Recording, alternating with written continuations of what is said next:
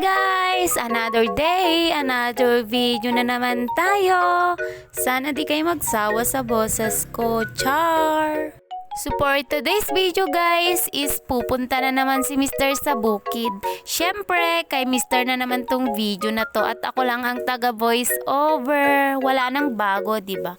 Alangan nasasama ako sa bukid guys para makapag-video lang. Hindi naman yun pwede kasi nga may baby naman tayong binabantayan. Hindi pwedeng isama si baby sa bukid kasi 1 taon pa lang siya. So ayan guys, pupunta si Mr. sa bukid ngayon kasi nga maglilinis sila sa tinanim nilang pinya nun.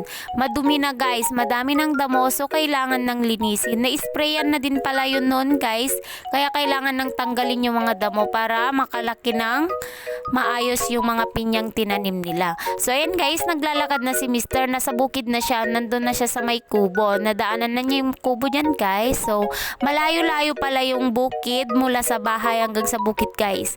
Mahaba-habang lakaran guys, kaya kailangan mabilis ka maglakad para hindi ka matanghalian sa paglilinis sa iyong bukiran. So ayan guys, pataas na siya dyan guys, pataas, pababa yung lakaran dyan guys. Tapos guys, is umulan pala kagabi so madulas yung daan, nasa taas na siya ng bundok, Tapos guys, makikita nyo na ang ganda ng paligid. Tapos puro saging yung makikita mo kasi nga kapag nasa probinsya ka, ang makikita mo lang mga saging, mga puno. Ayan. So nakarating na siya diyan guys. O di ba sabi ko, ang dumi na, ang dami ng damo. So kailangan nang linisin para makalaki ng maayos yung mga pinya. Para mamunga siya ng malalaki, o di ba? Para maganda-ganda na naman ang maaning pinya guys. Para kapag malalaki, syempre, malaki din ang kita. So ayun guys, nakarating na si Mr. dyan kung saan sila maglilinis. May kasama din pala siyang maglilinis guys. Si Papa ata at si Ading ang kasama niya.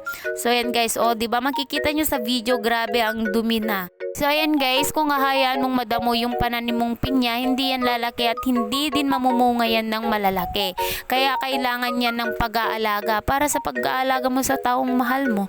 Kasi kung hindi mo siya alagaan, syempre mawawala, diba? Char! Ano yun? Hugot! So ayan guys, nag-start na silang maglinis dyan guys. Part 1 pa lang to guys, kaya hanggang dito muna.